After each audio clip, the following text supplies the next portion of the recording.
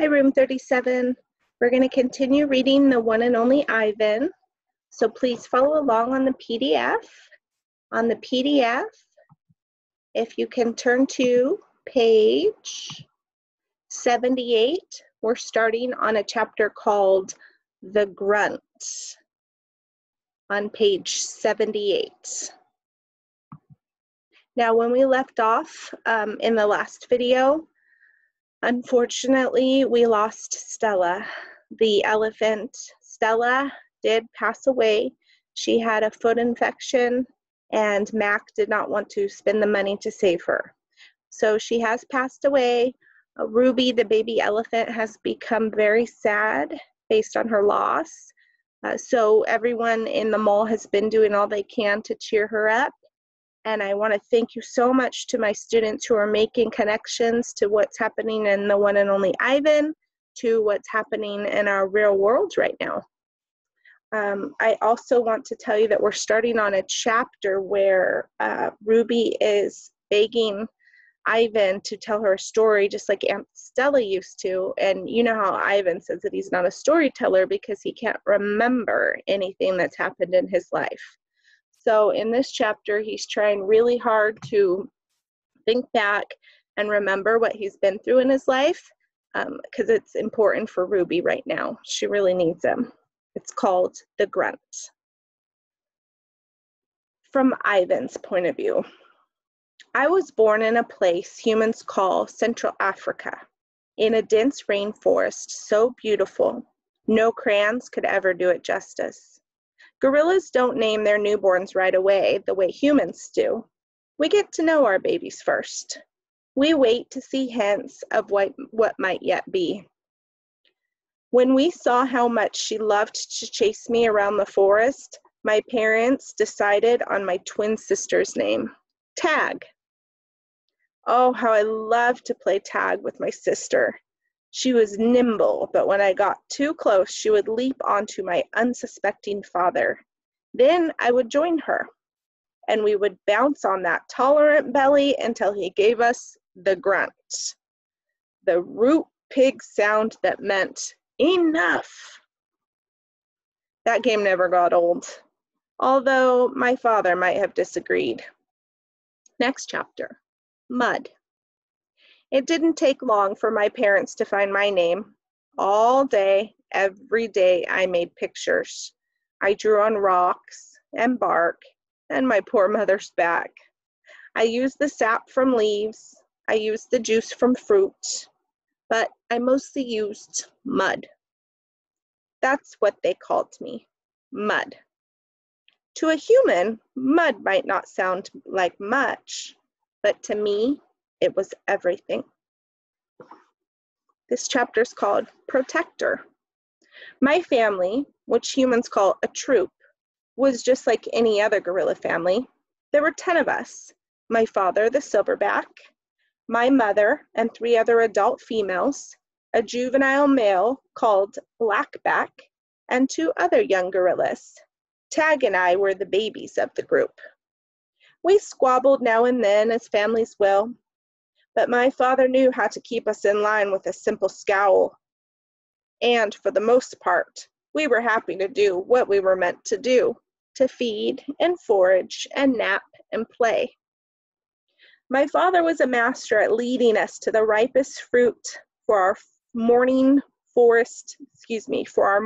feast, and the finest branches for our night nest. He was everything a silverback is meant to be, a guide, a teacher, a protector, and nobody could chest beat like my father. A perfect life. Gorilla babies and elephant babies and human babies are not so different, except that a gorilla gets to spend the day riding on his mother's back like a cowboy on a horse. It's a pretty great system from the baby's point of view. Slowly, carefully, a young gorilla begins to venture farther and farther away from the safety of his mother's arms. He learns the skills he will need as an adult: how to make a nest of branches, weave them tightly or they will fall apart in the middle of the night, how to beat your chest, cup your palms to amplify the sound. how to go vining from tree to tree, don't let go, how to be kind, be strong, be loyal. Growing up gorilla is just like any other kind of growing up. You make mistakes, you play, you learn, and you do it all over again. It was, for a while, a perfect life. The end. One day, a still day when the hot air hummed, the humans came. Vine. After they captured my sister and me, they put us in a cramped, dark crate that smelled of urine and fear. Somehow, I knew that in order to live, I had to let my old life die. But my sister could not let go of our home. It held her like a vine, stretching across the miles, comforting, strangling. We were still in our crate when she looked at me without seeing, and I knew that the vine had finally snapped. The temporary human. It was Mac who pried open the crate, Mac who bought me, and Mac who raised me like a human baby.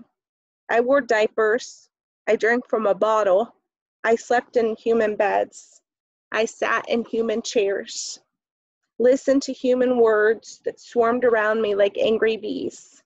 Mac had a wife back then. Helen was quick to laugh, but quick to anger too, especially when I broke something, which was often. Here is what I broke while I lived with Mac and Helen. 1 crib, 46 glasses, 7 lamps, 1 couch, 3 shower curtains, 3 shower curtain rods, 1 blender, 1 TV, 1 radio, and 3 toes, my own.